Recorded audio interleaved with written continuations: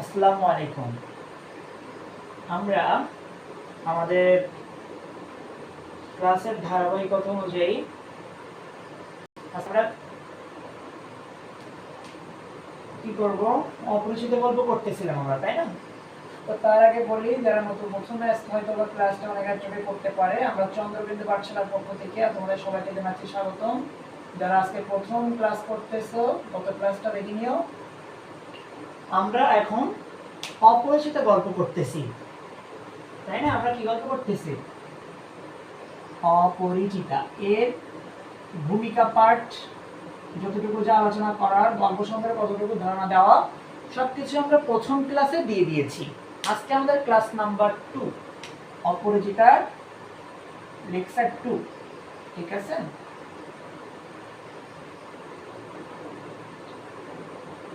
Lecture 2। ওকে, তোমরা আজকে direct বইয়ে চলে যাও। ঠিক আছে? আর তোমরা বলতে পারো বই অনেকে কিনে ফেলেছো, কিনোনি, সমস্যা নেই। আমি বই থেকে ছবি তুলে আমার দাগানো বই, ঠিক আছে, সেই দাগানো বইটাই তোমাদের কাছে পাঠিয়ে দেবো, মানে হোয়াটসঅ্যাপ গ্রুপে দিয়ে দেবো। ওকে? আর যারা নতুন অথবা হোয়াটসঅ্যাপ গ্রুপে যাদের জয়েন নেই, আমাকে ইনবক্স করো, বা ইউটিউবে যারা দেখবো কমেন্ট বক্সে বললো, আমি তোমাদেরকে হোয়াটসঅ্যাপ গ্রুপে অ্যাড করে নেব। ওকে, তাহলে আমরা শুরু করতেছি। আচ্ছা, আমি এটা বই দেখেই পড়বো। হ্যাঁ, গল্পটা বই দেখে পড়ে পড়ে লাইন বাই লাইন তোমাদেরকে বুঝিয়ে দেবো। যেটা প্রশ্ন হবে বা ইম্পর্টেন্ট সেটা আমি বোর্ডে লিখে দেবো। ওকে, ঠিক আছে, শুরু করতেছি। প্রথমে একদম আমাদের গল্পের শুরুর লাইন।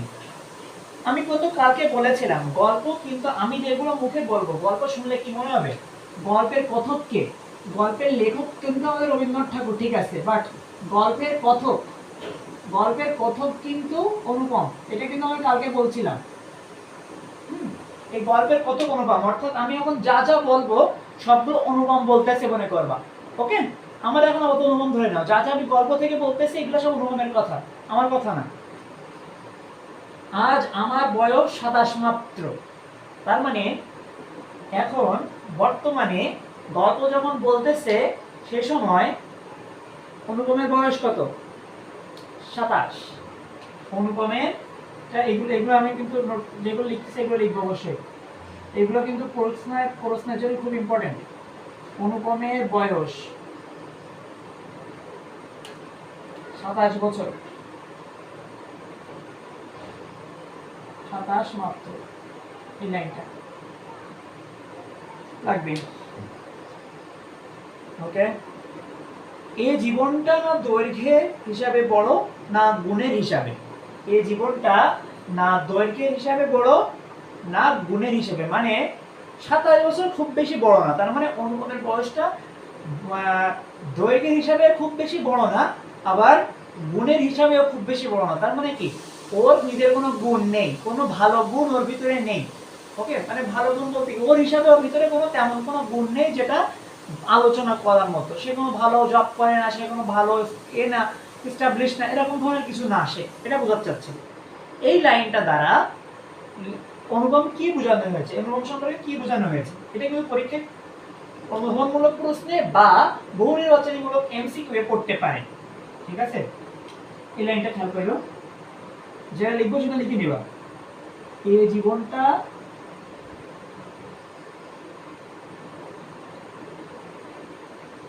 না দৈর্ঘ্যে বড়, এই যে লাইনটা, হ্যাঁ, এটা আমি সব লিখলাম, লিখতে দেরি হয়ে যাবে, তাই এরকম ডট ডট দিয়ে রাখলাম। এইটা মানে বোঝানো হচ্ছে, এই লাইনটার মানে হলো সমান সমান দিয়ে দেখি,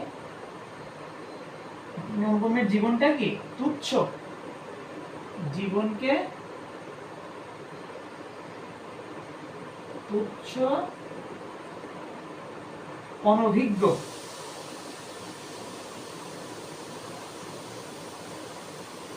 বা অনুপযুক্ত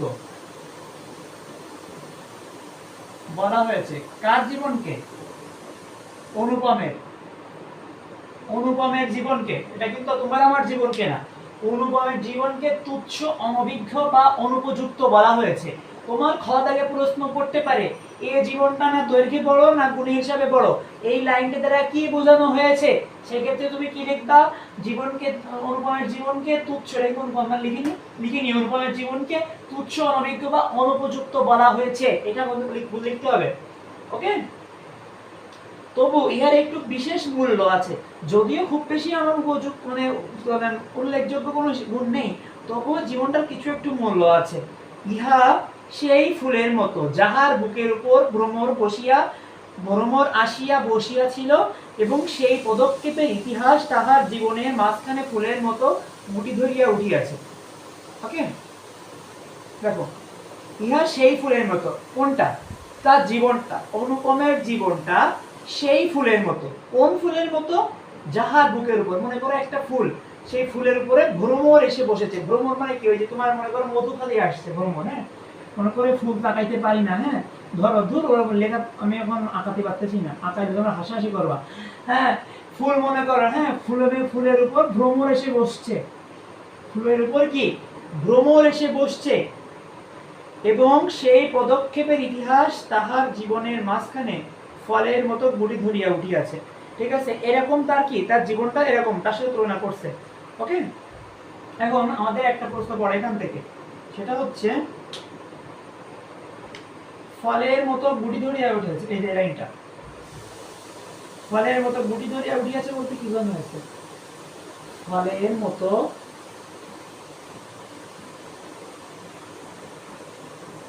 গুটি ধরিয়া উঠিয়াছে, ফুলের মতো গুটি ধরিয়া উঠিয়াছে, এই লাইনটার মানে কি? এই লাইনটা দ্বারা কি বোঝানো হয়েছে? এটা কিন্তু খ থেকে বা এমসিকিউ পড়তে পারে। জীবনকে নিষ্ফল, এখানে তোমার এই ফল দ্বারা, এই ফলটা দ্বারা, এই লাইনে যে ফল লেখা না, এই ফল দ্বারা বোঝানো হয়েছে নিষ্ফল জীবন। নিষ্ফল মানে বোঝো যে জীবনে কোনো মূল্য নেই, নিষ্ফল জীবন, এই ফল শব্দটা দ্বারা বোঝানো হয়েছে নিষ্ফল জীবন। এটা তোমার এমসিকিউ পড়বে, ঠিক আছে, লিখবে ফলের মতো গুটি ধরিয়া উঠিয়াছে, এই বাক্যে ফল বলতে কি বোঝানো হয়েছে? ফল বলতে কি বোঝানো হয়েছে? তখন তুমি এমসিকিউ অ্যানসার কি দিবা? নিষ্ফল জীবন, নিষ্ফল জীবন। এবার মনে করো এখানে নিষ্ফল অন্য কোনো ওয়ার্ড ইউজ করতে পারে, যে গুণহীন জীবন, মূল্যহীন জীবন, ঠিক আছে, বিভিন্ন কিছু লিখতে পারে, তবে আমরা এটা মনে রাখবো, এটা কিন্তু চেঞ্জ করে দিতে পারে, ওয়ার্ড চেঞ্জ করতে পারে, মাথায় রেখো, বুঝে নিও, হ্যাঁ। এবার সেই ইতিহাসটুকু আকারে ছোট, তাহাকে ছোট করিয়াই লিখিব, ছোটকে যাহার সামান্য বলিয়া ভুল করেন না তাহারা ইহার রস বুঝিবেন। আচ্ছা, লাইন কিছু বোঝার দরকার নাই, ও জীবনের কাহিনীটা, জীবনে কিছু কাহিনী আছে সেইগুলো খুব ছোট করে তুলে ধরবে। কে তুলে ধরবে? অনুপম। গল্পের কত কিন্তু অনুপম, যা যা বলবো, যা যা হবে সবকিছু অনুপম করতেছে, অনুপম বলতেছে। ওকে, অনুপম। এবার কলেজে যতগুলো পরীক্ষা পাশ করিবার সব আমি চুকাই আছি, মানে কি চুকাই আছি মানে হচ্ছে সবগুলোই আমি পাশ করেছি, সবগুলো আমি কমপ্লিট করছি। ওকে, ছেলেবেলায় আমার সুন্দর চেহারা লইয়া পণ্ডিত মশাই আমাকে শিমুল ফুল ও মাকাল ফলের সহিত তুলনা করিয়া বিদ্রুপ করিবার সুযোগ পাইয়াছিলেন। তার মানে আমাদের এবার খ থেকে প্রশ্ন হবে এখান থেকে, মানে কি বলছে বুঝছো? হ্যাঁ, তার ছোটবেলায় অনুপমের চেহারাটা খুব সুন্দর ছিল, অনুপমের চেহারাটা কি খুব সুন্দর দেখতে ছিল, একদম কিসের মতো জানো? শিমুল ফুলের মতো। ঠিক আছে, কিসের মতো? শিমুল ফুল যেমন দেখতে অনেক সুন্দর, ওই শিমুল ফুলের মতো। এই যে অনুপমকে শিমুল ফুল এবং মাকাল ফলের সাথে তুলনা করা হচ্ছে, কিসের সাথে? অনুপমকে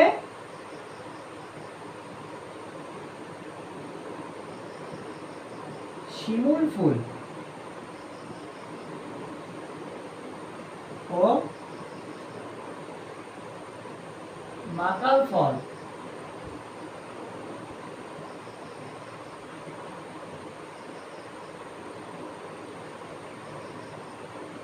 তুলনা করা, এই যে বিষয়টা, এটা কে করছেন জানো?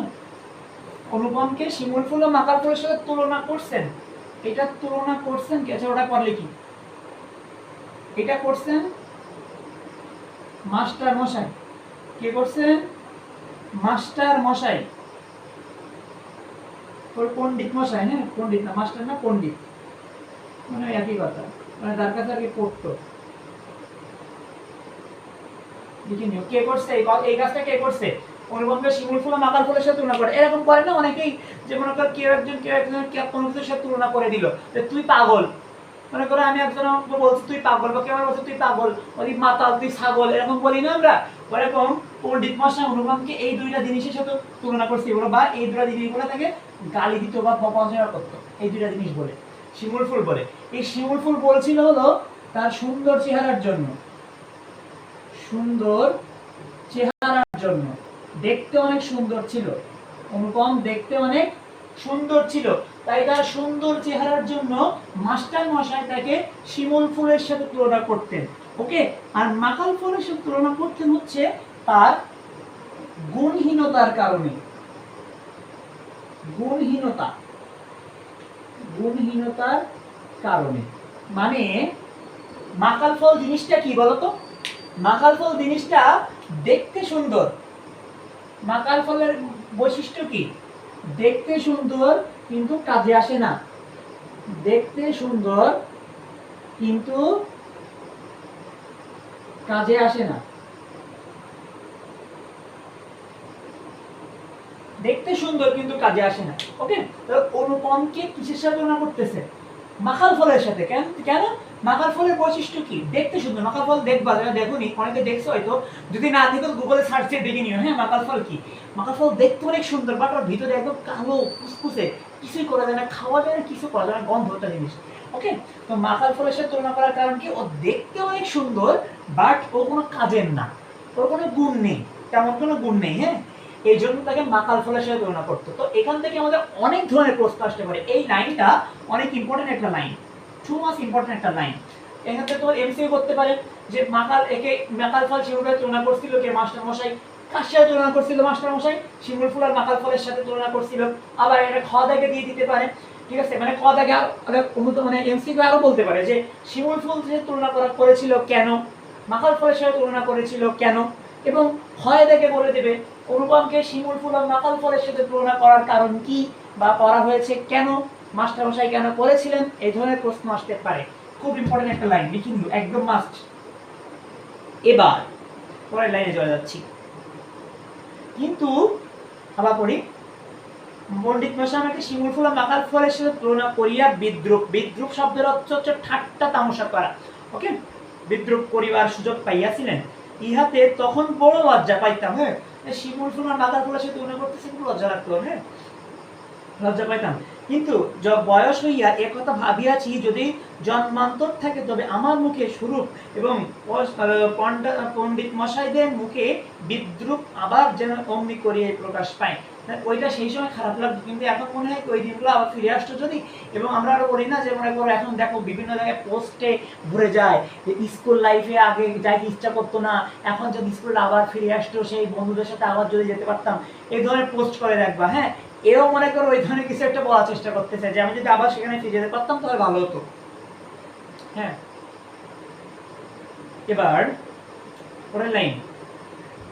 এবার এই মনে করো এটা ছোটবেলার কাহিনী, এইখানে শেষ। ও ছোটবেলার কথা যা যা বলার দরকার এখানে শেষ। স্কুল জীবনের কথা বলার দরকার ছিল যেটা, সেটা একটু শেষ করে দিচ্ছে, মুছে দিলাম কিন্তু। হ্যাঁ, এবার পরের একটা পাঠে চলে যাচ্ছি। এবার দেখো বাবা সম্পর্কে কিছু কথা বলবে, অনুপমের বাবা সম্পর্কে কিছু কথা বলবে, লিখে নিও। আমার পিতা এককালে গরিব ছিলেন। অনুপমের পিতা কি এককালে গরিব ছিলেন?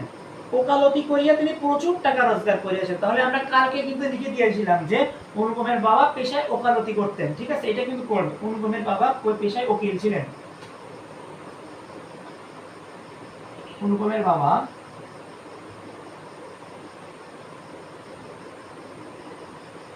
এটা পড়বা, প্রথমে গরিব ছিলেন, প্রথমে গরিব ছিলেন মানে আগে, পেশায়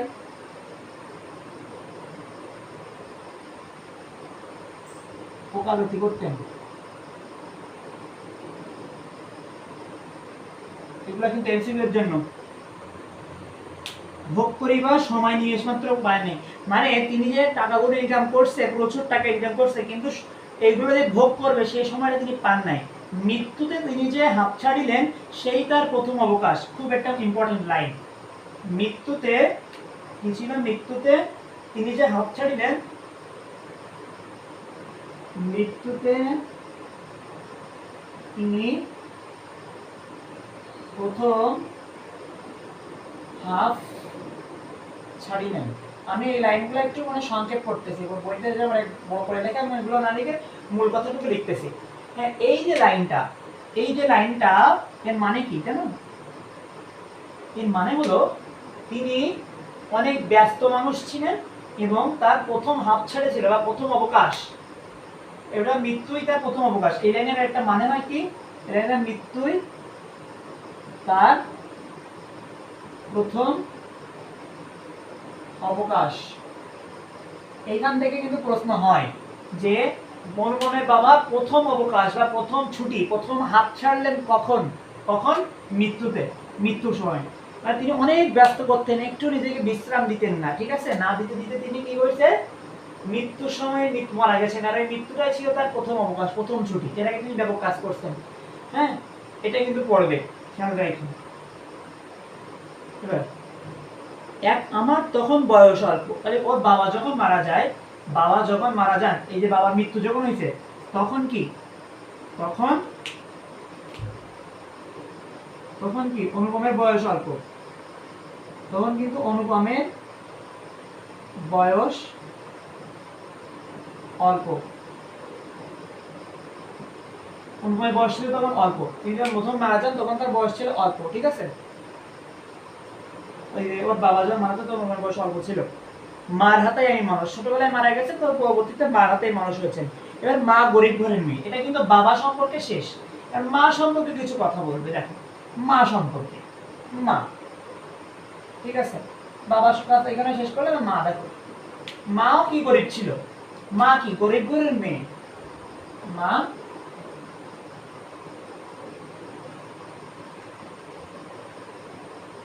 গরিব ঘরের মেয়ে, মা কি গরিব ঘরের মেয়ে, ওকে? আর অনুপম মায়ের হাতেই মানুষ। অনুপম এটা কিন্তু বলতে পারি যে অনুপম কার হাতে মানুষ? অনুপম মার হাতেই মানুষ।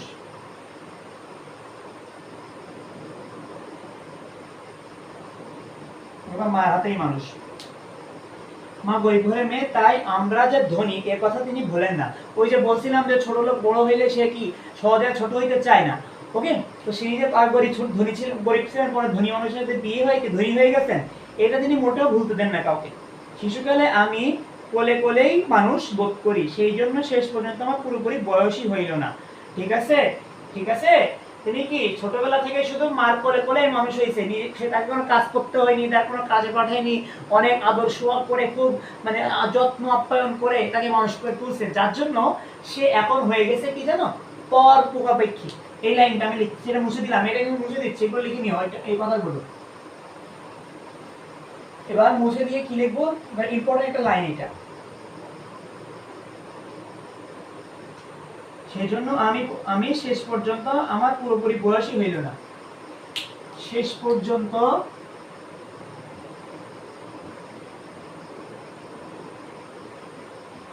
আমার পুরোপুরি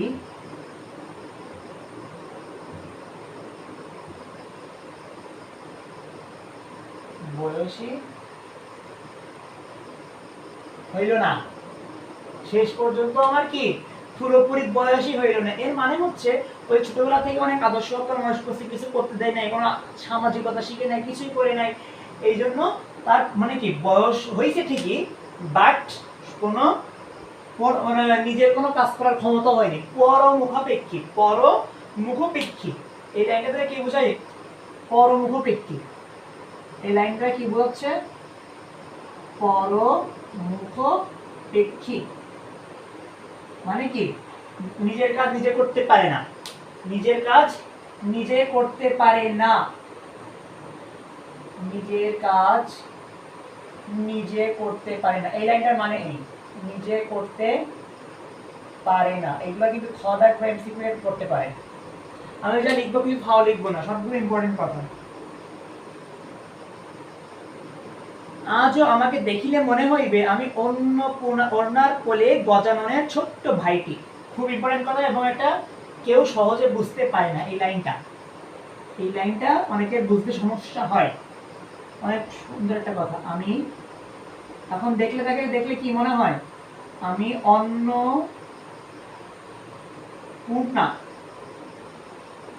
অন্নপূর্ণার কোলে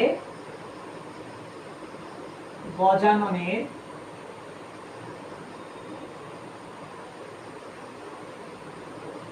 ছোট ভাইটি। এই লাইনটা তোমরা যখন বই দেখবা বইয়ের একদম প্রথম পৃষ্ঠার একদম শেষ লাইনে এই বাক্যটা আছে, আমি অন্নপূর্ণার কোলে গজাননের ছোট্ট ভাইটি। এর মানে দেখ, প্রথমত আর্থিকভাবে আমি একটু মানে করি। অন্নপূর্ণা মানে হলো দুর্গা দেবী। হিন্দুদের যে দেবী আছে না দুর্গা, হিন্দুদের কি দুর্গা দেবী, হিন্দুদের দুর্গা দেবী। অন্নপূর্ণা মানে কি দুর্গা দেবী কোলে গজাননের ছোট্ট ভাই। গজানন মানে, ঠিক আছে, গজানন মানে হচ্ছে গণেশ এবং কার্তিকেয়। এই যে দুর্গা দেবীর দুইজন ছেলে ছিল, ঠিক আছে, দুইজন ছেলে ছিল।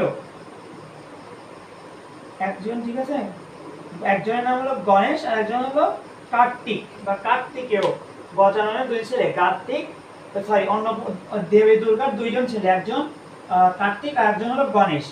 তাই বলছে গজানন মানে হলো কি, গজানন মানে হলো গণেশ, একটা ছেলে, প্রথম ছেলে গণেশ। দেবী দুর্গার প্রথম ছেলে কি গণেশ। গজাননের মানে কি গণেশ এবং ছোট ভাই। এই ছোট ভাই গজাননের ছোট ভাই মানে কি দেবী দুর্গার ছোট ছেলে। গজাননের ছোট ভাই মানে কি দেবী দুর্গার ছোট ছেলে। ছোট ছেলের নাম কি কার্তিকেয়। কার্তিকেয় বা কার্তিকেয়, এই বানানটা লিখতে হবে কিন্তু ওর নামটা এরকমই, ঠিক আছে। তবে আমি দেবী দুর্গা মানে দুর্গা দেবী মানে কি বলছে চেনা, দেবী মানে কি তিনি মানে বড় সময় মানে বড় ভাবে মানুষ, ঠিক আছে। এবার ঠিক তার জন্য এই কথা বোঝানো হয়েছে। তাই তাকে কি করা হয়েছে যে মানে দুর্গা দেবী মানে কি, দুর্গা দেবী মানে কি অনেক তিনি অনেক বড় মানুষ। তিনি তার ছেলেটাকে কিভাবে আদর যত্ন করে পালন করেছিল, তার ছেলেগুলো যেরকম রাজার বাচ্চার মতো করে মানুষ হয়েছে, ও ঠিক এরকম রাজার বাচ্চার মতো করে মানুষ হয়েছে। এবং তারা যেমন কোনো কাজ টাজ করতো না, রাজার মতো থাকতো, ও এরকম রাজার মতো থেকে কোনো কাজ টাজ করতে পারে না। আর এই লাইনটি দ্বারা, এই লাইনটির মানে হলো, মানে কি মূল মানে, মানে এই লাইনটা দ্বারা কি বোঝানো হচ্ছে, মানেটা হলো যে ও কি পরাবলম্বন, ও অনেক পরমুখাপেক্ষী, ঠিক আছে। ওর মঙ্গমের পরাবলম্বন, কম অনেক বেশি পরাবলম্বন মানে কি অন্যের প্রতি নির্ভর করা, একটা এরকম লাইন, অনেক পরাবলম্বন।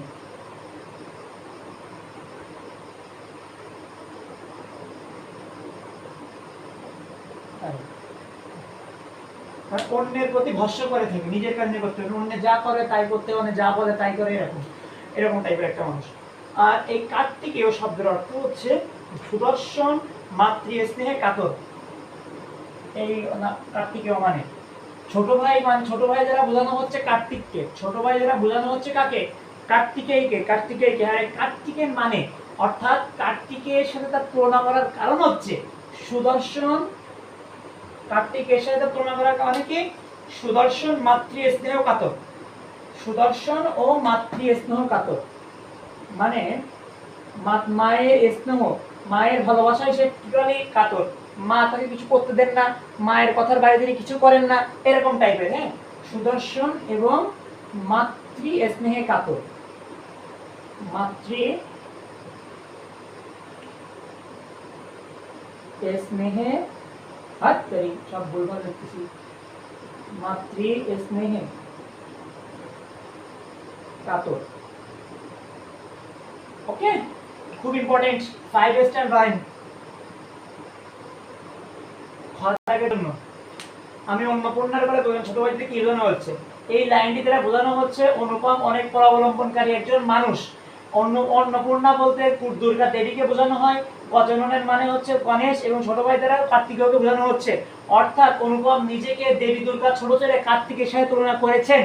আর তাকে কার্তিকের সাথে তুলনা করার কারণ হচ্ছে তিনি সুদর্শন এবং মাতৃ স্নেহে কাতর একজন পুরুষ। তিনি কি সুদর্শন এবং মাতৃ স্নেহে কাতর একজন মানুষ। এই কথাগুলো সাজিয়ে গুছিয়ে সুন্দর করে লিখে দিতে পারলে তুমি খ দাগে কি দুইয়ের মধ্যে দুই পেয়ে গেছো, দুইয়ের মধ্যে দুই পেয়ে গেছো। এবং এইটা আমি বলতেছি লিখে রাখো, এখন লিখে রাখো যে আমি বলছিলাম তুমি এইখান থেকে এই দাখিল আলিম বা এইচএসসি পরীক্ষা পর্যন্ত যতগুলা বাংলা পরীক্ষা দিবা, যতগুলো সিলেবাসে এই গল্পটা থাকবে, কোথাও না কোথাও খদা কি এইটা তুমি পাবা পাবা পাবা, এই লাইনটা পাবা পাবা পাবাই। আর এখান থেকে এমসিকিউ এমসিকিউ পাবা তো অবশ্যই। আর খদা এইচএসসি যতগুলো বাংলা পরীক্ষা দেবো, যেখানে দাও, মাদ্রাসায় দাও, কোচিংয়ে দাও, যেখানেই দাও, এই প্রশ্নটা তুমি পাওয়া অবশ্যই পাওয়া, একবার হইলেও পাবা ইন্টার লাইফে। ওকে, লিখে রাখো। এবার ফার্স্ট পেজ শেষ, এটা মুছে দেবো, এটা মুছে দেবো, লিখে নিও, পরিবার থেকে দেখো।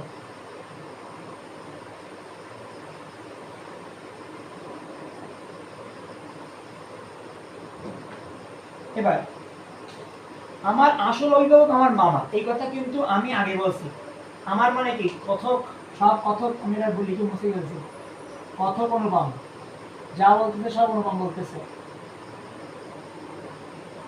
আসল অভিভাবক, আসল অভিভাবক আমরা কিন্তু বাবা সম্পর্কে শুনছি, মা সম্পর্কে শুনছি, মা কেমন আদর করতো সেটাও শুনছি।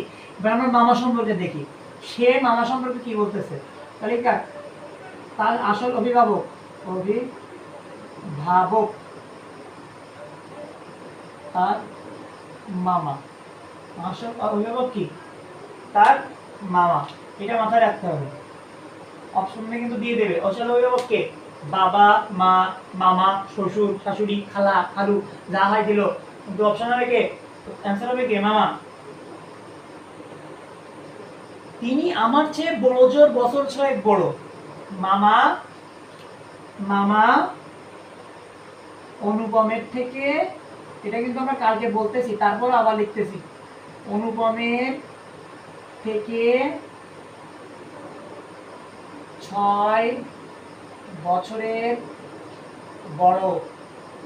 মামা অনুপমের থেকে কত বছরের বড়, 6 বছরের। এই যে গোলগুলো বইতে হয় এইভাবে ঠিক গোল দেবো, এইসব ওয়ার্ডগুলোতে, যে ওয়ার্ডগুলো আমি দাগ দিচ্ছি বোর্ডে, ওই ওয়ার্ডগুলো তুমি তোমার বইয়ে দাগ দিবা, এগুলো কিন্তু মাস্ট এমসিকিউ এর জন্য। এবার দেখো আর একটা সুন্দর লাইন, কিন্তু ফলগুর বালির মতো তিনি আমাদের সমস্ত সংসারটাকে নিজের অন্তরের মধ্যে শুষিয়া লইয়াছেন। ফলগু তাহাকে না শরীকা, আচ্ছা এই লাইন একটা লাইন শেষ করি। ফলগুর বালির মতো তিনি আমাদের সমস্ত সংসারটাকে নিতে। এবার দেখো ফলগু, এখানে যে ফলগু বলে একটা কথা আছে বইয়ে, ফলগু, বইয়ে ফলগু বলে একটা কথা আছে, ফলগু, এই ফলগু হচ্ছে একটা নদীর নাম। ফলগু কি নদীর নাম, ফলগু থেকে ফলগু কি একটা নদীর নাম, যেটা কোথায় অবস্থা জানো, ভারতের গয়াতে, ভারতের গয়াতে, গয়া শহরে, ভারতের গয়া, ভারতের গয়া নামক একটা শহর আছে, সেই শহরে এই ফলগু নদী অবস্থিত। ফলগু একটা নদীর নাম, ওকে, ভারতের গয়াতে অবস্থিত ফলগু। তাই তিনি কি, এবার তোমার মনে করো বলতে যাচ্ছে তিনি ফলগুর বালির মতো, মানে নদীতে যে বালি থাকে না, যেমন চূড়া বালি থাকে, নদীর কি চূড়া বালি থাকে না, এরকম ফলগুর চূড়া বালি আছে, ওই চূড়া বালির মতো তিনি আমাদের সমস্ত সংসারটাকে নিজের অন্তরে শুয়ে নিয়েছেন। চূড়া বালিতে গেলে কি হয়, চূড়া বালিতে গেলে চূড়া বালির উপর দাঁড়ালেই তো চূড়া বালি নিজের দিকে টেনে নেয়, নিজের দিকে কি টেনে নেয় না, ওই রকম তিনি তাদের পরিবারটাকে, তিনি মামা এই অনুপমের পরিবারটাকে নিজের অন্তরের ভিতরে শুষিয়ে নিয়েছেন। কেমন করে, ফলগুর নদীর বালির মতো করে, ফলগু নদীর বালির মতো করে। এটা ঠিক আছে, আর বেশি কিছু লিখলাম না, যা বলতেছি প্রয়োজনে যদি মনে করো যে আমার ভাষাগুলো তোমাদের লেখার প্রয়োজন হবে, তো আমার ভাষাগুলো একটু লেখায় ট্রান্সলেট করে নিও, করলে কি হবে জানো, এই যেসব কথাগুলো বলতেছি না সবগুলো তো লেখা সম্ভব না। তো মনে করি যে ফলগু নদীর ব্যাখ্যাটা দিলাম, এটা তোমার খ থেকে ঢুকাই দিল, ওকে, সেই জন্য এগুলো একটুখানি লিখে নিও, মুখে যেগুলো বলতেছি শুনে শুনে। আর আমার কথা আমি বিশেষ করি যে স্পষ্ট, ওকে, যথেষ্ট স্পষ্ট আছে, লিখতে পারবা। এবার তাহাকে না খুঁড়িয়া এখানকার এক গন্ডুসও রস পাইবার জো নাই। এক গন্ডুস, এইখানে তুমি বই পড়ার সময় দেখবা গন্ডুস শব্দটা, গন্ডুস কি বাবা, গন্ডুস, গন্ডুস শব্দটা, এই গন্ডুসের মানে হচ্ছে এক কোষ। গন্ডুস মানে এক কোষ, এক কোষ মানে বোঝো, মনে করে একটা একটা মুড়ি আছে, মুড়ি, মুড়ি চেনো তো, বা ধরো বালি আছে, ধরো বালির একটা গর্ত, বালি আছে, সেখান থেকে আমি এক মুঠো জিনিস তুলে দিলাম, এটা হলো আমার এক গন্ডুস। এক মুঠোটা জিনিস তুলে দিয়েছে, এটা কি আমার এক গন্ডুস, বুঝতে হবে। তাহলে কি বলতেছেন, তিনি যে আমাদের পরিবারটাকে ফুলগুল বালির মতো করে আঁকড়ে ধরেছেন, নিজের মতো করে শুষে নিয়েছেন। এখন আমাদের পরিবার থেকে কোনো কিছু নিতে হলে, আমাদের পরিবার থেকে কোনো কিছু বের করতে হলে, পরিবার কিছু দিতে হলে তাকে ভেদ না করে নেওয়া যায় না। সেখান থেকে কি এক গুণ মানে এক কোষও কোনো কিছু বের করা যায় না আমার অনুমতি ছাড়া। ওকে, এটা বোঝানো হচ্ছে। এই কারণে কোনো কিছুর জন্যই আমাকে কোনো ভাবনা ভাবিতেই হয় না। মানে আমার যেটা কাজ করতে হবে, কি কাজ করবো, আমি কোথায় পড়বো, কোনটা কি করব, কি খাবো না খাবো, বাসা পরিবার চলবে কি করে, এই ধরনের কোনো কিছু অনুপমকে চিন্তা করতে হয় না। সব কিছু করে দেন কে? মামা। কারণ কি, তিনি আমাদের আসল অভিভাবক। ওকে, এবার মামার হিসাব কিছু শেষ। মামার কিন্তু এইরকম, মামার সঙ্গে আরো কিছু কথা পরবর্তীতে আসবে, তিনি লবি টবি এটা বোঝানো হয় পরে। এবার দেখেন, কন্যার পিতা মাত্রই স্বীকার করিবেন। এবার কোথায় চলে যাচ্ছে বুঝতে পারতেছো তো? নিজের যে বিয়ে করার প্রয়োজন হয়েছে সেটা বোঝাবে। এবার কন্যার পিতা মাত্রই স্বীকার করিবেন আমি সৎপাত্র, মানে অনুপম, আমি না, অনুপম। ওকে, অনুপম সৎপাত্র। তামাকটুকু পর্যন্ত খায় না, অর্থাৎ অনুপম কোনো নেশা দ্রব্য গ্রহণ করেন না। অনুপম তামাকটুকুও খায় না, তামাকটুকুও খায় না। এর মানে কি? তামাকটুকুও খায় না এর মানে কি? কোনো নেশা করে না, কোনো কিছুর নেশা নেই, কোনো নেশা করে না সে, অনুপম। ওকে, কোনো নেশা করে না। তার মানে কি সে ভালো ছেলে? ভালো মানুষ হওয়ার কোনো ঝঞ্ঝাট নেই, ভালো মানুষের মধ্যে কোনো ঝঞ্ঝাট নেই। ভালো মানুষ হওয়ার লক্ষ্যে মানে তার ভালো মানুষ হবে না, তার কোনো নেই, ভালো মানুষ না হওয়ার কোনো বিষয় নেই তার মধ্যে। প্রায় বিষয় একটা পুরাই ভালো মানুষ। ওকে, তাই আমি নিতান্তই ভালো মানুষ, আমি যেটা বলতেছি। মাতার আদেশ মানিয়া চলিবার ক্ষমতা আমার আছে। তার মানে কি, যে কোনো কারো আদেশ মানিয়া চলার ক্ষমতা তার আছে। তার মানে কি, সে মার আদেশ যদি আমি মেনে চলতে পারে, যে বউর আদেশে মেনে চলতে পারবে। বস্তুত না মানিবার ক্ষমতা আমার নেই, কারণ কাউ একটা আদেশ করলে সেটা দেশে মানবে না, সেটা সে কোনোভাবে করতে পারে না। কাউকে যখন মানবে না সেটা সে কোনোভাবে করতে পারে না। কোয়েশ্চেন, আচ্ছা, অন্তপুরের শাসনে বাচলিবার মতো করিয়াই আমি প্রস্তুত হইয়াছি। মানে অন্তপুর। এইবার দেখো এখানে একটা কথা আসছে বইয়ে, এখানে তুমি মনে করো বইয়ের ভিতরে আমি যেগুলো লিখতেছি এগুলো শব্দার্থ হিসেবে লিখে রাখো পাশে। অন্তপুর, এই অন্তপুর শব্দের অর্থ হচ্ছে ঘরের ভেতর। অন্তপুর শব্দের অর্থ কি? ঘরের ভেতর, বাড়ির ভিতর। বাড়ির ভিতর মানে বাড়ির ভিতরে যেসব আদেশগুলো দেওয়া হয় সেসব আদেশগুলো যে তিনি মানিয়া চলিবেন, এইভাবেই তিনি বড় হয়েছেন। ছোটবেলা থেকে সেটাই তার অভ্যাস, বাড়ির কথাগুলো সবার কথা শোনা, এটা তার অভ্যাস। ওকে, যদি কোনো কন্যা স্বয়ংবরা হন তবে সে সুলক্ষণটি স্মরণ রাখিবেন। এবার দেখো আরেকটা জিনিস, স্বয়ংবরা, অন্তপুর গেল। এবার আরেকটা কথা হচ্ছে স্বয়ংবরা। এখানে লিখি স্বয়ংবরা।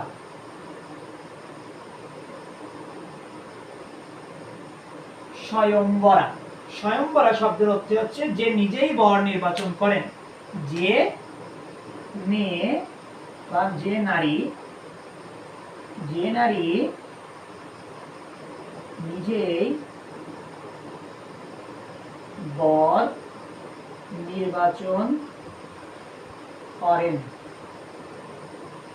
এবার যদি কোনো মেয়ে স্বয়ংবরা হন বা যে নিজে নিজের বরটা যে স্বামী কেমন হবে সেটা সে নিজে নির্বাচন করতে পারে, এই ধরনের কোনো মেয়ে যদি হয় তাহলে তিনি তার এই যে সুন্দর একটা বৈশিষ্ট্য আছে না, যে যে কোনো কারোর কথা আদেশ সে মান্য করতে পারে, এই যে তার একটা সুন্দর লক্ষণ, এই লক্ষণটা সে মেয়েকে মাথায় রেখে তাকে পছন্দ করবে। তার এই বিষয়টা সব মেয়ের পছন্দ হবে, সেটাই সে বলতে চেয়েছে। তাহলে স্বয়ংবরা শব্দের অর্থ কি?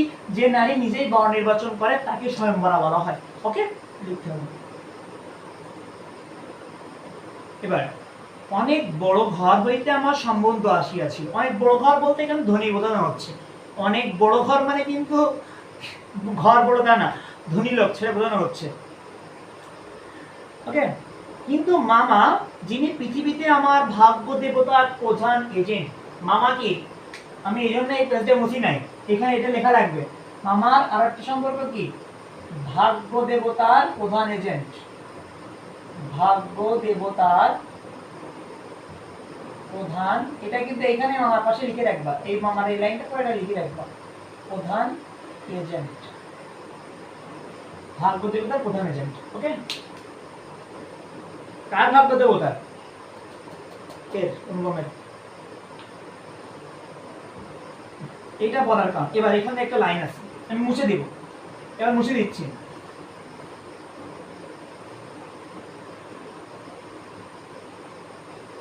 এটা লেখা লাগবে, প্রশ্ন হবে খ থেকে, মামাকে ভাগ্য দেবতার এজেন্ট, যেগুলো আমি বলতেছি প্রশ্ন হবে, এইগুলা তুমি কিউএস বলে লিখে রাখবা, কিউএস বলে লিখে রাখবা, যেগুলো প্রশ্ন হতে পারে।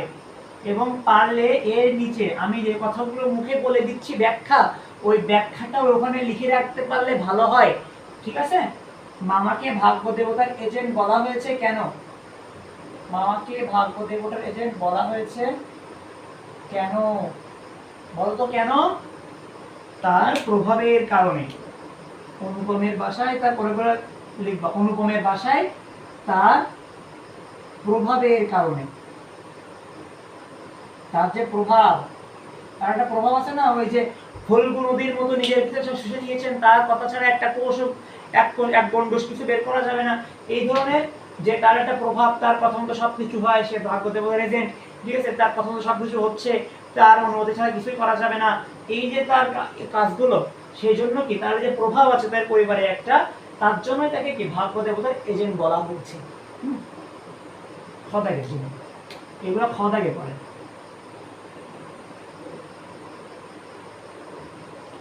এবার বিবাহ সম্বন্ধে তার একটা বিশেষ মত ছিল, ওই যে মামার একটা বিশেষ মত ছিল, এটা আমি কতদিনে বলছি, ধনীর কন্যা তার পছন্দ না। মামার পছন্দ কি? কোনো ধনীর কন্যা তার পছন্দ না। আমাদের ঘরে যে মেয়ে আসিবে সে মাথা হেড করেই আসিবে, এই তিনি চান। মাথা হেড করা মানে কি? মাথা নিচু করে রাখা। ওকে, মাথা হেড করা, আমরা বলি না যে সে ওইখানে যে কি হলো, মাথা হেড হয়ে গেছে, আমার মাথা হেড হয়ে গেছে, সে আমার এমন একটা কথা বলছে, পুরো মানুষের সামনে আমার মাথা হেড হয়ে গেছে, এই কথা কিন্তু আমরা ইউজ করি। হ্যাঁ, সেখানে এখন সেটা বোঝানো হচ্ছে যে মেয়েটা আসবে অনুপমদের বাসায়, সেটার মাথা হেড করে চলে, মানে মাথা নিচু করে চলে, এটাই মামার পছন্দ। ধনী হওয়ার প্রয়োজন না, অবশ্যই কি ভদ্র হওয়া লাগবে, মানে কি মাথা নরম সরম হওয়া লাগবে, নিচু করে থাকা লাগবে। অথচ টাকার প্রতি আসক্তি তার অস্থিমজ্জায় জড়িত। টাকার প্রতি আসক্তি তার অস্থিমজ্জায় জড়িত, এই লাইনটা লিখে নিব, আমরা লিখবো না। টাকার সাথে জড়িত মানে কি? টাকার প্রতি আসক্তি তার অস্থিমজ্জায় জড়িত। অস্থিমজ্জা মানে মেরুদণ্ড, অস্থিমজ্জা মানে কি? মেরুদণ্ড। লিখবো, লিখি।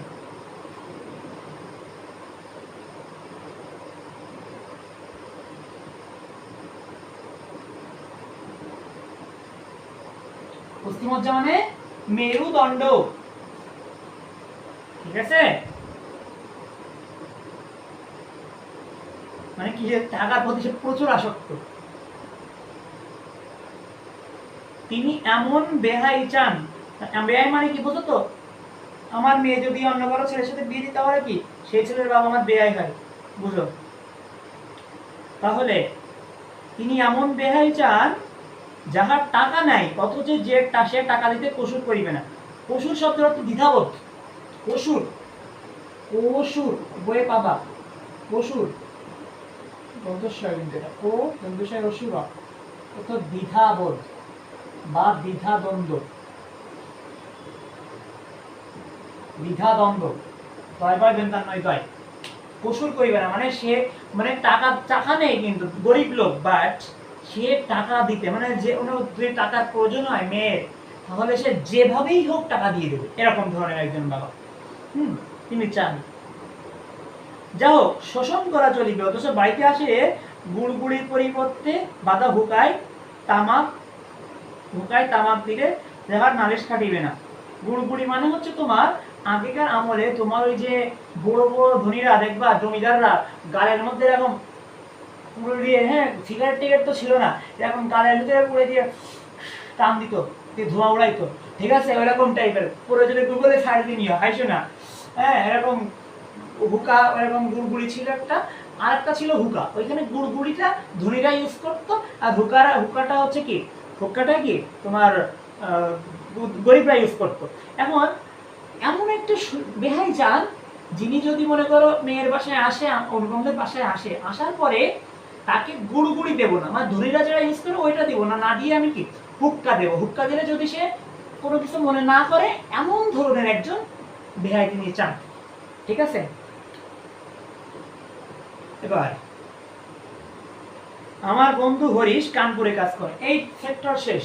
মামা কেমন মেয়ে চান, সেই সেক্টর শেষই করে। ওকে, এবার মুছে দিচ্ছি। এবার নতুন সেক্টর, হরিশের সেক্টরে চলে যাচ্ছে। এতক্ষণ পর্যন্ত এখনো কিন্তু আমরা নায়িকার ধারের কাছেও যাইনি। এখনো পর্যন্ত তার বিয়ের জাস্ট চিন্তা ভাবনা চলতেছে, যে কেমন মেয়ে নেবে, কেমন মেয়ে বিয়ে করবে, এই ধরনের চিন্তা ভাবনা চলতেছে। ঠিক আছে, এবার হঠাৎ করে আমাদের সেই রসিক বন্ধু হরিশ ছিল না, ওই হরিশের এন্ট্রি ঘটবে গল্পের ভিতরে। দেখো, আমার বন্ধু হরিশ কানপুরে কাজ করে, তাহলে কোথায় কাজ করে? হরিশ বন্ধু, হরিশ, তাহলে বন্ধুর নাম কি? হরিশ, কানপুরে কাজ করে। আর কিপুর, কানপুরে জব্দা খায় না অনেকে, দেখবা কানপুরে জব্দা পাওয়া যায়, মনে হয়, আমি মনে করি এটা ওই কানপুরে কাজ করতো। বন্ধু হরিশ কোথায় কাজ করতো? কানপুরে কাজ করতো। ওকে,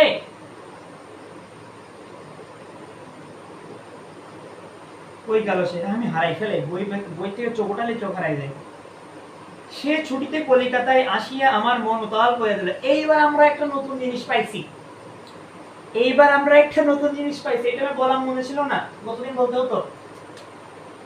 মানে কল্যাণের নায়িকার বাড়ি ছিল কোথায়? কানপুর ছিল।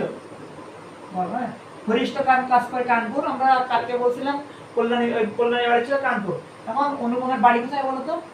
এর বাড়ি কলকাতা। অনুপমের বাড়ি কোথায়? কলকাতায়। কথা বিক্রম, তাহলে ছুটিতে সে কলকাতায় আসছে, ও কানপুর ছিল কাজ করতো, ওখান থেকে সে কোথায় আসছে? অনুপমের বাসায় কলকাতায় আসছে। কলকাতায় আসিয়া আমার মন উতালা করিয়া দিল। সে বলিল, ওহে মেয়ে যদি বল, একটা খাসা মেয়ে আছে। খাসা মানে কি? অতি সুন্দর, অতি ভালো। ভালো, খাসা শব্দ তো ভালো এক কথায়। খাসা মানে কি? ভালো। খাসা, আর খাসি বলে না, খাসি বলে তো ছাগল হয়ে যায়। খাসা মানে কি? খাসা, দুধ দুধ দুধ কি লিখতেছি, খাসা মানে ভালো। হ্যাঁ, মাঝে মাঝে মাথা উল্টা পাল্টা খেলে। মা, খাসা মানে ভালো। একটা খাসা মেয়ে আছে বলতেছে, হ্যাঁ, অনুপমরে বলতেছে হরিশ। সে বল, ওহে মেয়ে যদি বল, একটা খাসা মেয়ে আছে, সুন্দর মেয়ে আছে, হ্যাঁ, বন্ধুরে খুব যতভাবে মানে ইমপ্রেস করা যায়। হ্যাঁ, কিছুদিন পূর্বেই এ বাস করেছে, মানে ওইখানে সে মোটামুটি একটা লাইন দিয়ে বুঝাইলো কি, অনুপম রে হরিশ মোটামুটি স্টুকুল করে দিছে মনের মধ্যে।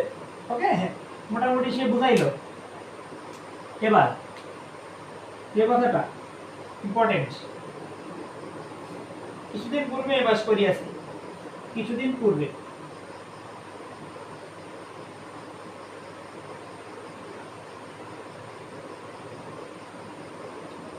পাস করছি, তার মানে আমাদের অনুপম কিন্তু কি, এটা কিন্তু কে বলতো? অনুপম কিন্তু, এটা কে? অনুপম। আবার অনেকে হরিশ ভেবে ফেলে, হরিশরা কিন্তু এমএ পাস করছে কে? এমএ পাসটা করছে কে?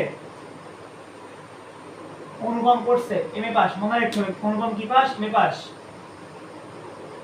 সামনে যতদূর পর্যন্ত দৃষ্টি চলে, ছুটি যতদূর পর্যন্ত দৃষ্টি যায়, ধুধু করতেছে, মানে সামনে যতদিন দেখা যাচ্ছে সামনে, কিন্তু ছুটি ধুধু করতেছে। এইগুলো হচ্ছে তোমার গল্পের অলংকার। মানে লেখকরা গল্পটাকে একটু সুন্দর করার জন্য কিছু মানে বাইরের থেকে কিছু ওয়ার্ড নিয়ে এসে কথাটাকে অন্যভাবে এক্সপ্রেস করার চিন্তা করে। যেমন এখানে বলা হচ্ছে, সামনে যতদূর পর্যন্ত দৃষ্টি যায়, ছুটি ধুধু করতেছে, মানে সামনে বহুত লম্বা ছুটি আছে, কেবল এমএ পাস করছে, ছুটি পড়াশোনা শেষ করছে, আর সামনে কি ছুটি আর ছুটি। পরীক্ষা নাই, উমেদারি নাই, চাকরি নাই। উমেদারি শব্দের অর্থটা হচ্ছে তোমার অনেক কি যেন, ওই যে তোমার পাম্প দেওয়া টাইপের, হাত পা ধরা টাইপের। উমেদারি, উমেদারি অর্থ কি? চাকরির আশায় অন্যের কাছে ধর্ণা দেওয়া, চাকরির আশায় অন্যের কাছে ধর্ণা দেওয়া, উমেদারি। উমেদারি অর্থ চাকরির জন্য, এগুলা কিন্তু করতে পারে, চাকরির জন্য অন্যের কাছে ধর্ণা দেওয়া মানে কি? হাত পা ধরা, চাকরির জন্য ছোটাছুটি করা, এটা হলো উমেদারি অর্থ। এইটাও করা লাগতেছে না, পড়াশুনো নেই, এই যে লোকের হাতটা ধরাধরি করা লাগতেছে না, তারপরে কি তোমার কি নেই, চাকরি নেই, কিছুই নেই, এখন সে টোটাল ফ্রি টাইম একটা। নিজের বিষয় দেখিবার চিন্তাও না, নিজেকে নিয়ে ভাববো সে বিষয়টা অনেক মামা ভেবে দেবে সবকিছু। শিক্ষাও নাই, ইচ্ছাও নাই, থাকিবার মধ্যে ভিতরে আছেন মা, বাহিরে আছেন মামা। এইখানে কিন্তু একটা বিষয় আছে, ভিতরে কে? ভিতরে মা, বাইরে মামা। মানে মনের ভিতরে মাকে যে ভালোবাসে আর বাইরে মামাকে কি ভয় করে চলে। ভিতরে মাকে কি ভালোবাসে, মাকে ভালোবাসে ভিতরে, আর বাইরে মামাকে কি করে? এটা কিন্তু গোল দিলে তো বাইরে ভিতরে হয়ে যাচ্ছে, বাইরে এটা ভিতরে এটা বাইরে। মামাকে কি করে? ভয় করে, মামাকে ভয় করে। এবার হয়ে গেল। আচ্ছা, এই অবকাশে এই ডায়াগ্রামটা লিখে নিও, লিখো, এটা গোল দিয়ে বুঝাই দিও না, ভিতরে এটা গোল দিয়ে মন বুঝাইছি সেটা বুঝিও মনের মধ্যে। এটা কিন্তু মন, হ্যাঁ এটা মন, মনের ভিতরে আছে মা, বাইরে আছে মামা, আর ভুলাইও না। এই অবকাশের মরুভূমির মধ্যে আমার হৃদয় তখন বিশ্বব্যাপী নারীরূপের মরিচিকা দেখিতেছিল। ঠিক আছে, এই যে অবকাশের মরুভূমি মানে বিশাল ছুটি, এই ছুটির মধ্যে ওর হৃদয় মানে ওর মন তখন কি করতেছে? বিশ্বরূপে নারীরূপের মরিচিকা দেখতেছে, মানে বিশ্বের মেয়েদের দেখে বেড়াতেছে, কোন মেয়ে কেমন দেখতে, কোন মেয়ে কি, না মেয়ে কি, কোন মেয়ে কি করতেছে না করতেছে, কত মেয়ে কেমন সুন্দর, কোন মেয়ে কি আছে, অর্থাৎ এক কথায় বিয়ের জন্য মেয়ে দেখে বেড়াচ্ছে, এক কথায় বিয়ের জন্য মেয়ে দেখে বেড়াচ্ছে। আকাশে তাহার দৃষ্টি, বাতাসে তাহার নিঃশ্বাস, তরু মর্মরে তাহার গোপন কথা। এটা হচ্ছে অলংকার বাক্য, এগুলো বোঝা যায় না। আকাশে তাহার দৃষ্টি মানে দৃষ্টি হচ্ছে আকাশে ছুটতেছে, বাতাসে তাহার নিঃশ্বাস, নিঃশ্বাস ছাড়তে বাতাসে, তরু মর্মরে তাহার গোপন কথা। তরু মর্মর মানে হচ্ছে পাতা, এই যে তোমার তরু মর্মর শব্দের অর্থ বলতে বোঝানো হচ্ছে তোমার ওই যে গাছের পাতা, শুকনা পাতাগুলো দেখবো অনেকগুলো পড়ে থাকলে সেখান থেকে হাঁটাহাঁটি করার সময়, বা দেখবা গ্রামের দিকে মায়েরা চাচিরা যে তোমার ওই যে শুকনা পাতা জোড় করে রাখে না এক জায়গায়, গাছের শুকনা পাতাগুলো জোড় করে জাল মানে রান্না করার জন্য, ওই শুকনো পাতাগুলো হাড়টা দেখবে এক ধরনের মর্মর শব্দ হয়, ওইটাকে বলে তরু মর্মর। ওকে, তরু মর্মরে তার গোপন কথা, এইগুলা তোমার বাস্তবের সাথে খাটবে না। তরু মর্মরের মধ্যে আর কেমন গোপন কথা হয়? এটা একটা কোনো কথা হইলে তো পাগলের মতো কথা না, এইগুলো অলংকার বাক্য, এগুলো বাস্তবের সাথে খাটে না, জাস্ট গল্পটাকে আরো সুন্দর করার জন্য লেখকরা ইউজ করে। এটা অনুভবের কোন কথাটা লেখক ইউজ করছে একটু। ওকে, এমন সময় হরিশ আসিয়া বলিল, মেয়ে যদি বল তবে বই এখানে ডট ডট ডট দেওয়া আছে, হ্যাঁ মানে তবে হরিশ এসে মোটামুটি রোমান্টিক ভাবে সবকিছু তুলে ধরছে। এমনি তো মেয়ে খুঁজে বেড়াচ্ছে, তার মধ্যে হরিশ এসে কি আর একটা মেয়ের একটা গল্প বলে দিল। আমার শরীর মন বসন্ত বাতাসে বকুল বনের নবপল্লব রাশির মতো কাঁপিতে কাঁপিতে আলো ছায়া বলিতে লাগিল। এটাও অলংকার বাক্য। আমার শরীর মন বসন্ত বাতাসে শৈব, গান আছে না এরকম, বসন্ত বাতাসে বকুল বনের মতো বকুল মনের নবপল্লব রাশি, নবপল্লব, নবপল্লব এটা শব্দ অর্থ লিখে নিও, নবপল্লব মানে নতুন পাতা, নতুন পাতা, নবপল্লব মানে কি? নতুন পাতা।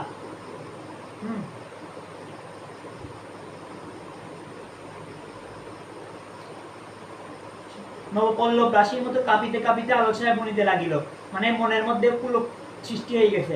হরিশ মানুষটা ছিল রসিক, হরিশ রসিক। হরিশ কেমন? হরিশ রসিক মানুষ, আমরা কিন্তু ওরা কালকে লিখছি আর লেখা প্রয়োজন হয় না। হরিশ কিন্তু রসিক মানুষ ছিল, রস দিয়ে বর্ণনা করিবার শক্তি তাহার ছিল, তা আর আমার মন ছিল তৃষার্থ, ঠিক আছে। তৃষার্থ মানে কি? যে পাওয়ার ইচ্ছা, যে মেয়ে খুঁজতেছে তো ও রস মাখাই মাখাই বলছে আর ওর মনটা তৃপ্ত, খুবই তৃপ্ত হয়ে গেছে ওরকম।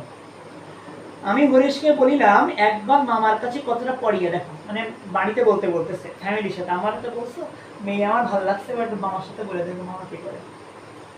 হরিশ আসল জামাইতে অদ্বিতীয়, কাল লিখলাম না, কালকে লিখছি, মানে কে ব্যাপক মজা করতে পারে, তাই সর্বত্রই তাহার খাতির, মানে সবাই তাকে অনেক পছন্দ করে। মামাও তাহাকে পাইলে ছাড়িতে চান না, ঠিক আছে, মামা তার সাথে গল্প করতে ভালোবাসে আর কি। কথাটা তার বৈঠকে উঠিল, বৈঠকে মানে কি, যে দুইজন আলাপ আলোচনা করতেছে তার মধ্যে উঠল, মেয়ের চেয়ে মেয়ের বাপের খবরটাই তাহার কাছে গুরুতর, মেয়ের চেয়ে মেয়ের বাপের খবরটাই তাহার কাছে গুরুতর, বুঝে দিলাম। কার কাছে গুরুতর? মামার কাছে। মেয়ে কেমন কি ওটা তাদের বিষয় না, বিষয় কি, বিষয় হলো মেয়ের বাপ কি করে, মেয়ের বাপ বা বাপের কি আছে না আছে, এটাই হলো বিষয়। হ্যাঁ, তাহলে মেয়ের চেয়ে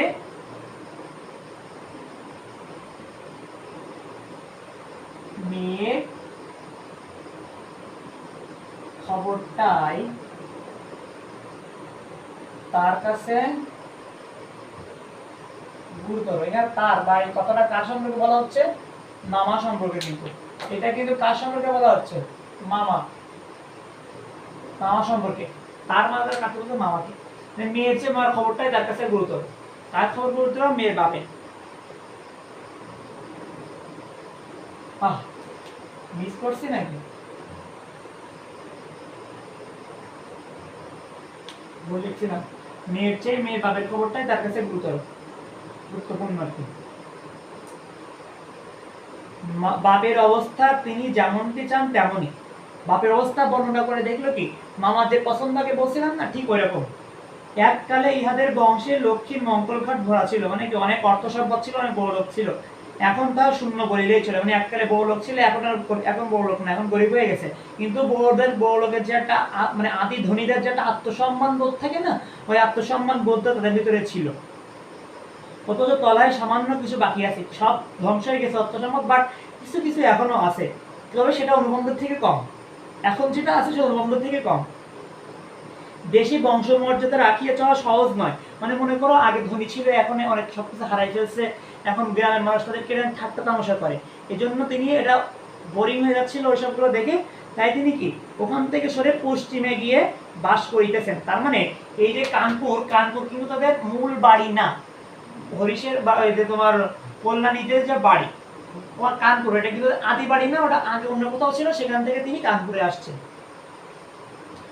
সেখানে গরিব গৃহস্থের মতনই থাকেন।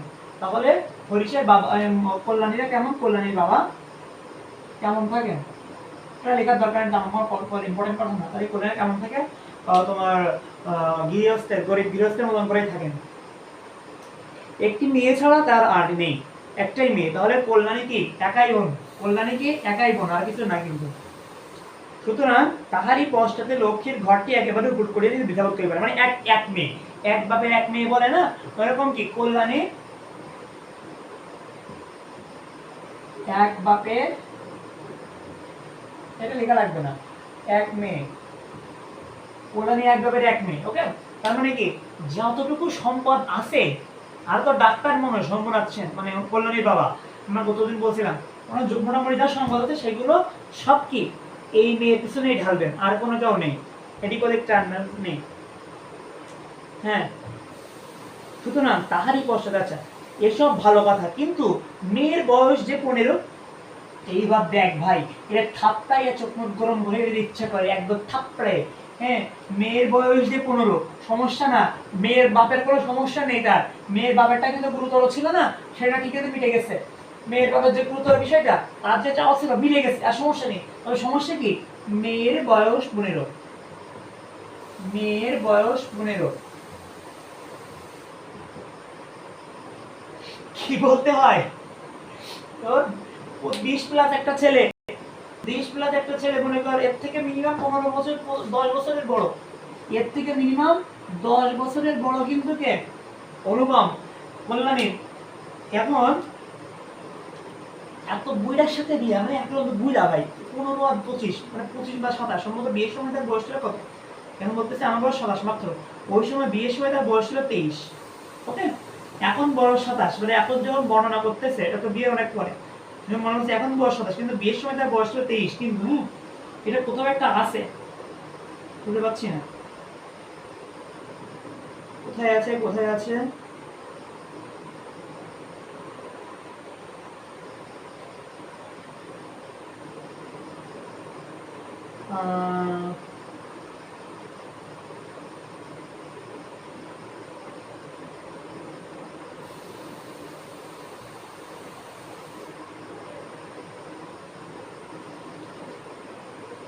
খুঁজে পাচ্ছি না রে, কোথাও একটা আছে।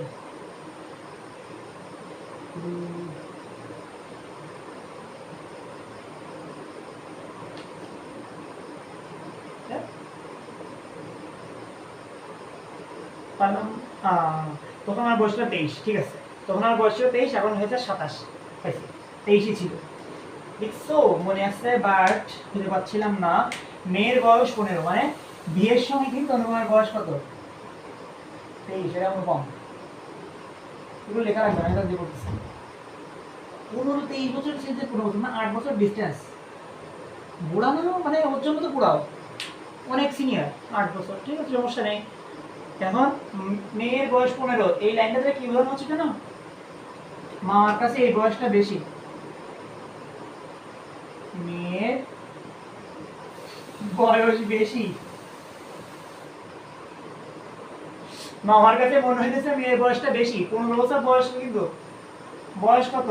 15, ওইটাও মামার কাছে বেশি, এটাও মামার কাছে সমস্যা মনে হয়েছে। খাপাইতে মনে চায় না ভাই, 25 বছরের ছেলে যদি মেয়ে 15 বছরের মেয়ে খুঁজছে, ভালো কথা, তাও এটা বেশি মনে হইতেছে, মানে তুই কি করতে চাচ্ছিস, কেবল বেরোইছি বেরোতে আমার কিছু অবাক, মানে এই জন্য আমরা সহ্য হয় না মামারে। এবার তাই শুনিয়া মামার মন ভার হইল, মানে একটু কষ্ট, মনে একটু চিন্তার মধ্যে পড়ে গেছে যে 15 বছর বয়স, এর কেস করা উচিত তো, হ্যাঁ এমনি 15 বছর বিয়ে করতেছিল, একটু চিন্তা ভাবনায় পড়ে গেছে। বংশে তো কোনো দোষ নাই, বংশ ভালো না, দোষ নাই, বাপও কোথাওকার মেয়ের যোগ্য বর খুঁজিয়া পান না, মানে মেয়ে যে তো সুন্দর, মেয়ে যে তো ভালো, এরকম একটা ভালো ছেলে মেয়ে বাবা খুঁজে পাচ্ছেন না, একে তো বরের হাট মহার্ঘ। এইখানে একটা কথা আছে, মুছে দিলাম, ঠাট্টাবাজি করতেছিলাম এগুলো নিয়ে, বরের হাট মহার্ঘ, গুরুত্বপূর্ণ একটা কথা বলা হচ্ছে, বরের হাট মহার্ঘ, মানে বরের হাট বলতে কি, ছেলে বুঝতেছে, মেয়ের জন্য ছেলে খোঁজা যে বাজারটা, এই বাজারটা কি মহার্ঘ, মানে কি দুর্মূল্য, সহজে ভালো ছেলে পাওয়া যায় না, দুর্মূল্য, ভালো করে লিখি, দুর্মূল্য মানে কি সহজে ভালো ছেলে পাওয়া যায় না, ওকে, মাথায় রাখতে হবে। তাহলে বড় হাট মহার্ঘ মানে কি সহজে এমনি ভালো ছেলে পাওয়া যায় না, আমি এমনি ভালো ছেলে, এটা বোঝাতে চাচ্ছি। তাহার পরে ধনুক ভাঙা পণ, কাজে ধনুক ভাঙা পণ মানে কি অনেক বেশি পণ, মানে পণ মানে কিন্তু কি যৌতুক, যৌতুক, পণ, অমধ্যাহ্ন পণ, দন্তান্ন না, অমধ্যাহ্ন পণ মানে কি যৌতুক, অপরাধ, যৌতুক দেওয়া নেওয়া করা যাবে না, কোনো প্রকার যৌতুক চলবে না, ঠিক আছে, যৌতুক কিন্তু একদম নিষেধ, যৌতুক করা যাবে না, কম দেওয়া যাবে না, কিন্তু সে সময় চলতো, এখন চলে, খাপলাতে হয় করা ধরে। কাজে বাপকে বলে সবুর করিতেছেন, সবুর শব্দের অর্থ কি ধৈর্য, সবুর শব্দের অর্থ ধৈর্য, কিন্তু মেয়ের বয়স সবুর করিতেছে না, মেয়ের বয়স সবুর করতেছে না, মেয়ের বয়স কার কাছে বেড়ে চলে যাচ্ছে, বেড়ে যাচ্ছে, বিয়ের বয়স বেড়ে যাচ্ছে, ঠিক আছে, এখনো এই যে 15 বছর বয়সে তাই বিয়ের জন্য ছটফট করতেছে। আরো ছেলের মামা কি বলতেছে, মেয়ের বয়স 15 এত বেশি, তার মানে কি বুঝতে পারতেছে সেই সময় অবস্থা কি ছিল, 7-8 বছরের মেয়ে বিয়ে দিতে হতো, তা না হলে হতো না। এখনো আছে অনেকেই তোমার অনেক ছোটবেলায় বিয়ে দিয়ে দেয়, 8-10 বছর 10 পাস করার পরে খোঁজাখুঁজি শুরু হয়ে যায়, হ্যাঁ এদিক ওদিক, বিশেষ করে গ্রামীণ অঞ্চলে এগুলো বেশি হয়ে থাকে, অনেক প্রত্যন্ত অঞ্চল অনেক বেশি হয়, এই যে কাজগুলো যে করে এখন থাপড়াই দিতে হয় ধরে, হ্যাঁ যদিও ইসলামে দ্রুত বিয়ে দেওয়া, ঠিক আছে, এটা মানতে হবে, ঠিক আছে, দ্রুত বিয়ে দেওয়া উচিত, অবশ্যই দ্রুত বিয়ে দেওয়া উচিত, তা নাহলে তোমাদেরই দোষ, বাবা মা বাধ্য হয় বিয়ে দিতে, কারণ কি ওই যে একটুখানি বেশি বয়স হলে পাখনা গজায়, একটুখানি বড় হলে কি পাখনা গজায়, ওই পাখনা কাটার জন্য বিয়ে দিয়ে দিতে, একটুখানি ভালো হয়ে থাকার চেষ্টা করো, তাহলে আর তোমাদের কেউ মানে বিয়ে দেওয়ার চিন্তা ভাবনা করবে না। আর যদিও কোনো কিছু করো মানে পাখনা গজায় যায়, তো পাখনাটা একটু সাইজ করে গোপন করার চিন্তা ভাবনা করো, যেন কোনোভাবে কান পর্যন্ত না পৌঁছায়। আমি কিন্তু উৎসাহ দিতেছি না কারণ, উৎসাহ মনে করো না, কান পর্যন্ত যদি না পৌঁছায় তাহলে সমস্যা হবে না। হ্যাঁ,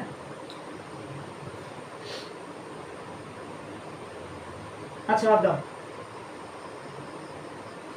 কোথায় ছিলাম, আচ্ছা বরেরহাট নোহার গো, মেয়ের বয়স বলে গেছে। আচ্ছা যাই হোক, হরিষের সরস রসনার বসনার গুণ অনেক আছে। মানে কি, সুন্দর করে রয় দিয়ে বর্ণনা করতে পারে হরিষ। আমার মন নরম হইল, মামার মন নরম হয়ে গেছে। মামার বুঝাইছে হরিষ, রস কয় দিয়ে বুঝে গেছে, পটে গেছে, মামা পটে গেছে।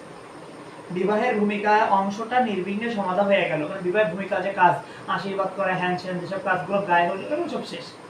কলিকাতার বাহিরে বাকি যে পৃথিবীটা আছে সমস্তটাই মামার আন্দামান দ্বীপের অন্তর্গত বলিয়াই জানেন। মানে এই এখন আমরা যে কথাগুলো বলবো এর একটা সারমর্ম হচ্ছে, সেটা হচ্ছে মামা কলকাতার বাইরে যাননি কখনো, কলকাতা জানি না, মামা বাইরের জগৎ সম্পর্কে আমার কোনো ধারণা নেই। আন্দামান দ্বীপের অন্তর্গত বলিয়া জানেন। জীবনের এখন এখান থেকে কিছু কিছু ওয়ার্ড জানতে হবে, বুঝে দিলাম। এইগুলা দেখো কি কি ওয়ার্ড জানতে হবে আমাদের। আন্দামান দ্বীপ, এই কথাটা জানতে হবে। আন্দামান দ্বীপ বলতে কি, আন্দামান এই বইয়ে আন্ডা লেখা আছে, এটা অরিজিনাল দয় হয়, কিন্তু বইয়ে যেটা সেটা লিখতে হবে আন্দামান দ্বীপ। ঠিক আছে, এর মানে আমি করে বলতেছি। আন্দামান দ্বীপের অন্তর্গত বলিয়া জানেন। একজন জীবনে একবার বিশেষ করে তিনি কন্যাগর পর্যন্ত গিয়েছেন, তাই মামা সর্বোচ্চ, মামা সর্বোচ্চ কন্যাগর, মানে মামা বাইরে যেতে চাই না, টোটালি কলকাতার বাইরে যেতে চান না, কন্যাগর গিয়েছেন, মনে সর্বোচ্চ কন্যাগর গিয়েছেন। এটা কিন্তু প্রশ্ন হয়, এটা এমসিকিউর জন্য পড়ে। সর্বোচ্চ কন্যাগর, সর্বোচ্চ কন্যাগর, পদ ওই ওকাদ নয় নয় গর, কন্যাগর। আন্দামান দ্বীপ মানে বলতেছি, কন্যাগর শব্দের অর্থ বলবো, এটা থাক, কন্যাগর কোথায় সেটা জানতে হবে, এটাও বলবো, আমি একসাথে বলতেছি সব। মামা যদি মনু হইতে তিনি তবে হাবলার পুল পার হওয়াটাকে তার সংহিতায় একেবারে নিষেধ করিয়া দিতেন মনের ইচ্ছা। এবার এখানে ওয়ার্ডগুলো জানতে হবে। মনু, মনু মানে কি, মনু মানে কি জানতে হবে, অনেক গুরুত্বপূর্ণ কিছু ওয়ার্ড আছে এখানে। মনু, হাবলার পুল, কি জানতে হবে, হাবলার পুল, হাবলা না কিন্তু হাবলার পুল, ওকে, হাবলার পুল। তারপরে সংহিতা, এই মনুয়া সংহিতা একে অপরের সাথে জড়িত, মনুয়া সংহিতা। হ্যাঁ, মনুয়া সংহিতা। এবার মনের মধ্যে হচ্ছে নিজের চোখে মেয়ে দেখে আসব, মানে তোমার এবার ছেলে মেয়ে পক্ষ থেকে ছেলে পক্ষে দেখতে গেছে। এক মিনিট,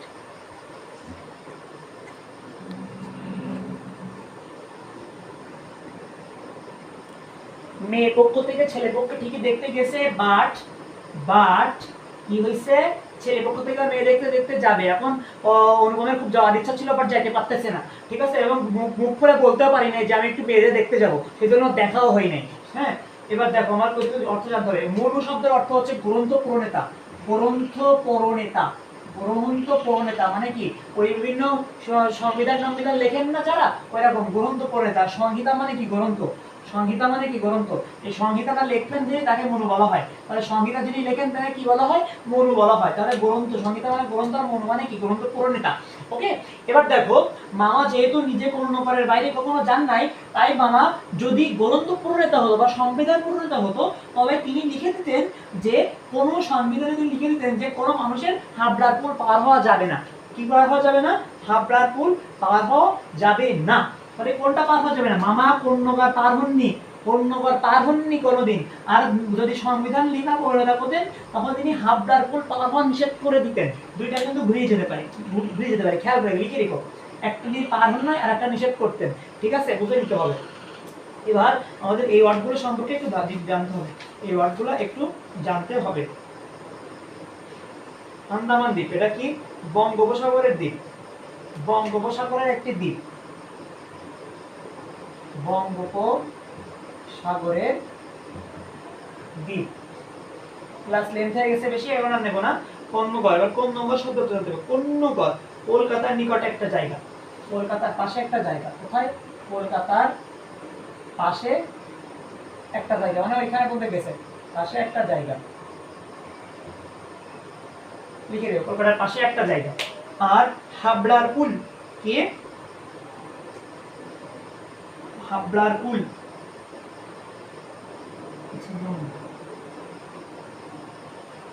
এই যে গ্রন্থটা না, এটা হচ্ছে আচরণ বিধি সম্বন্ধ, আচরণ বিধি সম্পর্কিত, আচরণ বিধি, আচরণ বিধি সম্পর্কিত গ্রন্থ, সম্পর্কিত আচরণ বিধি সম্পর্কিত। আর হাবড়ার পুল, হাবড়ার পুল, হাবড়ার পুল কই গেল?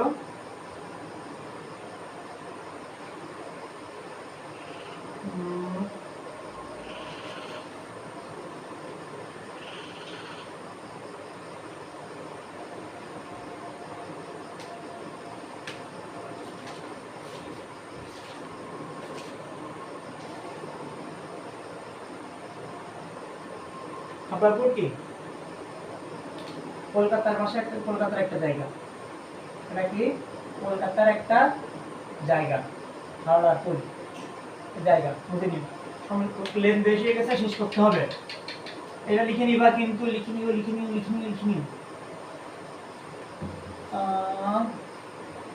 এবার দেখো, মেয়ের বাড়ি যেতে যাচ্ছে কিন্তু মন যাচ্ছে কিন্তু যেতে পারতেছে না, যেতে পারতেছে না। মামার উপমণ্ডুকতা, কলকাতার বাইরে থেকে তিনি পৃথিবীটাকে আন্দামান দ্বীপের মতো মনে করেন। এই যে আলোচনাগুলো করলাম, এর মানে কি জানো? মামার মামার মামার উপমণ্ডুকতা, মামার কি? মামার উপমণ্ডুকতা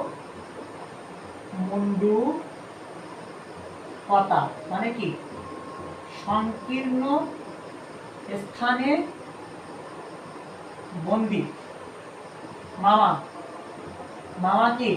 সংকীর্ণ স্থানে বন্দী।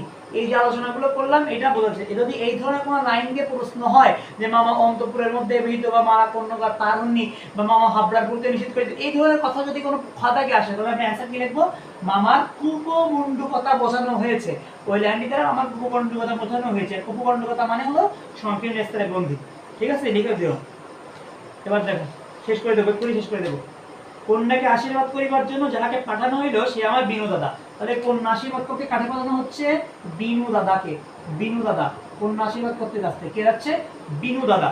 এই বিনু দাদা আমার পিষ্টুত ভাই। আমরা কালকে লিখছিলাম কিন্তু পিষ্টুত ভাই, ইনি পিষ্টুত ভাই। কার পিষ্টুত ভাই? অনুপমের ফুফাতো ভাই। পিষ্টুত ভাই মানে কি? অনুপমের ভাই। কালকে লিখছে, লেখা দরকার নাই, পিষ্টুত ভাই। এবার তাহার অত রুচি ও দক্ষতার পরে আমি 16 নেব। মানে রুচিশীল একজন মানুষ তিনি। ঠিক আছে, এইরকম থাকে না যে খুঁতখুঁতে মানুষ, যে মানে অনেক রুচিশীল মানুষ ছিল তিনি, অনেক রুচিশীল মানুষ। এবং এক ধরনের মানুষ থাকে দেখবা আমাদের আশেপাশে, যে কোনো ভালো জিনিসটিকে ভালো বলতে পারে না। হ্যাঁ, মনে করো ওই ছেলেটা দেখছিস, হ্যাঁ ওদিকে একজন মনে করো গল্প করতেছে, জানো যে পাশের বাড়ি ওই ছেলেটা অনেক ভালো রেজাল্ট করছে, ও এই পড়ছে ওই পড়ছে, হ্যাঁ এরকম বলছে। এবার মনে করো বলতেছে কি, ওই ওর কথা বলতেছ, ও পড়াশোনা ভালো করে তাই কি? ওরকম পড়াশোনা করে? আমার একটা ছেলের ভাই আছে, সে আমার একটা ছেলের মানে আমার ভাইয়ের একটা ছেলে আছে, ওই ছেলেটা তোমার যা পড়াশোনা করে না, ও তো কিছু না তার কাছে। মানে একটা ভালো জিনিসটা সে ভালো বলতে পারে না, কোনো ভালো হইলে সে ভালো বলতে পারে না, আরো কি ভুল ধরে এবং নিজের কোনো কিছুকে সে ভালো বলতে চায়। ওকে, মনে করো খুব চমৎকার একটা জিনিস, খুব চমৎকার একটা জিনিস আছে, হ্যাঁ চমৎকার জিনিসটাকে সে চমৎকার বলবে না, কি বলবে? মোটামুটি, মোটামুটি। এরকম টাইপের একটা লোক হলো কে? এই বিনু দাদা। যেমন রুচিশীল তেমন কি এরকম ভালো জিনিসটা ভালো বলতে পারেন না। তাই সে বিনু দাদা কি বলতেছে জানো? যে মানুষটা ভালো জিনিসটা ভালোই বলতে পারে না, সে এসে বলতেছে মন্দ নয় হে খাঁটি সোনা বটে। মন্দ না, খারাপ না, তাকে ভালো বলতে পারে না, কিন্তু বলছি ভালো বলতে পারে না, কি বলতেছে? মন্দ না, তবে কি খাঁটি সোনা বটে, একদম খাঁটি সোনা। মেয়েটারা কি বলতেছে? খাঁটি সোনা। এই খাঁটি সোনা বলতে কাকে বোঝানো হচ্ছে? কিন্তু কল্যাণীকে। বিনু দাদার ভাষাটা অত্যন্ত আট, মানে আট করে কথা বলতে ভালোবাসে। হ্যাঁ এরকম, যেখানে আমরা বলি চমৎকার, সেখানে দেখো আমি মোটামুটি লিখছিলাম না, মোটামুটি চলনসই মনে করো, হ্যাঁ চলে, কোন রকম চলে। চমৎকারে কি বলে? চলনসই বলে। এটা কিন্তু বলি, এটা কিন্তু পড়বে, এটা পড়বে পরীক্ষার পড়তে পারে যে বিনু দাদা চমৎকারকে কি বলেন? চলনসই বলেন। হ্যাঁ, অতএব বুঝিলাম আমার ভাগ্যে প্রজাপতির সঙ্গে পঞ্চসনের কোনো বিরোধ নাই। এইবার দেখো এই যে লাইনটা, শেষ লাইন, আমাদের আজকের শেষ লাইন, মানে মামা পছন্দ করছে, বিনোদা এসে ভালো বলছে, তাইলে কি আমার বিয়ে নিয়ে আর কোনো ঝামেলা নেই, এই মেয়ে আমি পেয়েই গেছি, আমার আর চাপ নেই, আনন্দে আটখানা। ঠিক আছে, লাইনটা কি ছিল? আমার ভাগ্যে, আমার ভাগ্যে, আমার ভাগ্যে প্রজাপতির সঙ্গে, প্রজাপতির সঙ্গে, প্রজাপতির সঙ্গে পঞ্চস্বরের কোনো বিরোধ নেই। পঞ্চ, এটা আমার হাতে লেখা না বুঝলে বই দেবো, সেখান থেকে দেখে নিও।